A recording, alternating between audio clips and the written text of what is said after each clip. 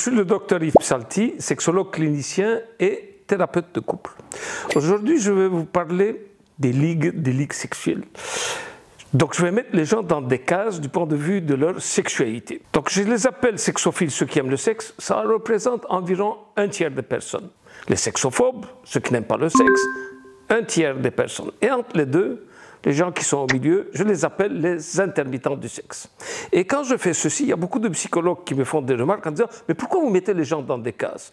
Je mets les gens dans les cases, c'est pour que je puisse comprendre qui j'ai en face de moi. Et puis, de toute façon, les cases ne sont pas si fixes que ça. On peut passer d'une case à une autre, c'est-à-dire que on peut être sexophile, on peut devenir sexophobe, ou bien dans le sens inverse.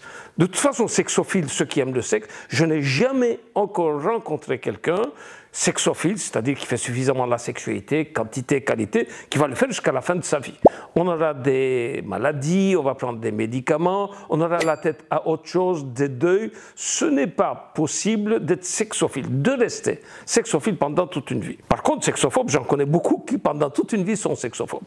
Mais en fait, on va passer d'une case à une autre.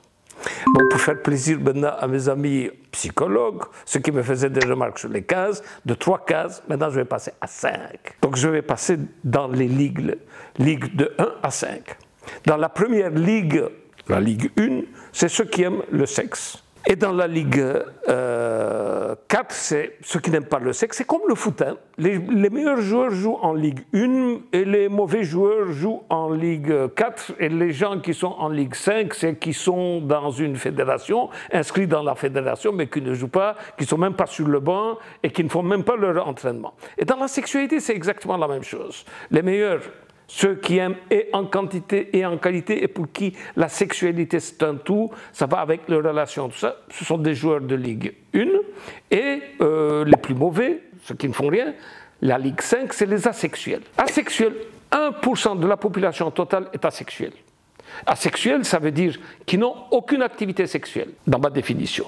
Donc il n'y a pas de fantasme, il n'y a pas de masturbation, il n'y a pas de relation sexuelle. Ça, c'est les asexuels primaires. Depuis le début de leur vie jusqu'à la fin de leur vie, ils vont être asexuels, donc ils vont avoir aucune de ces activités sexuelles. Les asexuels secondaires sont des gens qui vont avoir des relations sexuelles pendant un certain temps et puis ils vont arrêter toute activité sexuelle. Et ça peut représenter 20 à 30%. Tandis que les asexuels primaires, il y a autant d'hommes que de femmes. Dans les asexuels secondaires, donc les 20-25% qui vont devenir un jour asexuels, il y a plus de femmes que d'hommes.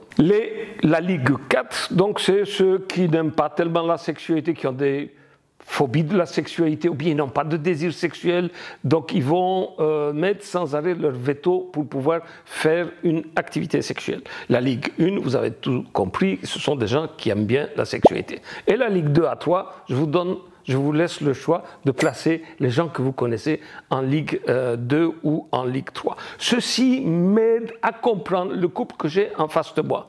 Pour voir, en général, ceux qui vont venir en consultation en sexologie, ce sont des couples mal assortis. Ils ne jouent pas dans la même ligue. C'est pour ça que je fais ces cases-là, pour pouvoir comprendre le couple qui est en face de moi et pour pouvoir les approcher, pour pouvoir les mettre plus ou moins dans une même ligue pour qu'ils s'entendent sexuellement et qu'ils s'épanouissent sexuellement. Voilà, c'est à cause de ça que je vais mettre les gens dans une même ligue. Donc, voyons maintenant un couple mal assorti, Georgette et Georges. Donc, je les vois depuis 2 ou 3 fois déjà, depuis 2 ou 3 consultations déjà. Georgette est sexophobe jusqu'au bout des ongles, jusqu'au bout des doigts, et l'autre, il veut plus. À un moment donné, dans la 3e consultation, donc elle commence un peu à s'énerver. Elle dit « Mon mari est un obsédé sexuel, docteur. » Je dis « Il est un obsédé sexuel ?» « Oui. »« Vous savez combien de fois il veut ?» Je dis « Combien de fois il veut ?»« Vous savez, si je le laisse faire, hein, il voudra au moins 1 fois par semaine. » « Oh !» je dis « Effectivement, c'est un obsédé sexuel. 1 fois par semaine, vous dites. C'est énorme, 1 fois par semaine. » Et vous, je dis « Qu'est-ce que vous voulez ?»« Oh, c'est ce qu'on fait. 1 à 2 fois par mois, c'est amplement suffisant. » Et en plus, elle dit « Moi, je ne suis pas sexophobe. » Et son mari, qui est à côté, qui serait pas... Oui, il dit, moi j'aime le sexe, elle dit. Ah, il dit. demande Georges, tu aimes le sexe? Mais qu'est-ce que tu aimes toi dans le sexe? Ah, je vais vous dire ce que j'aime dans le sexe. Je vais vous dire, bon, je vais vous décrire mon script sexuel, dit-elle. Je dis, c'est intéressant, décrivez votre script sexuel. Il dit, voilà, on fait l'amour 1 à 2 fois par mois, ça dure environ 30 à 60 secondes parce qu'il est éjaculateur précoce, ça me convient, elle dit. Je ne veux pas plus. J'aime la sexualité classique. Je dis, c'est quoi la sexualité classique? Ce que je n'aime pas, elle dit, dans la sexualité, ce que lui, il fait, il me touche, il me caresse, il m'embrasse sur la bouche, il dit, c'est berk. Ça, je n'aime pas, elle dit. Mais du moment que c'est rapide et vite fait, ça, j'aime bien. Donc, je ne suis pas sexophobe. Ben, chers amis, vous savez qu'encore jusqu'à maintenant, personne ne m'a dit qu'il était sexophobe. Donc, les gens pensent qu'ils aiment bien la sexualité, qu'il faut juste, à un moment donné de leur vie, qu'ils vont aimer la sexualité. Peut-être, j'espère bien, mais pas toujours. Alors, si Georgette voulait vraiment avancer dans sa sexualité et voulait vraiment être compétente sexuelle, qu'est-ce que j'aurais dû faire? Comment est-ce que je vais la prendre en charge? Eh bien, ça, on va voir la semaine prochaine. À la semaine prochaine. Bye.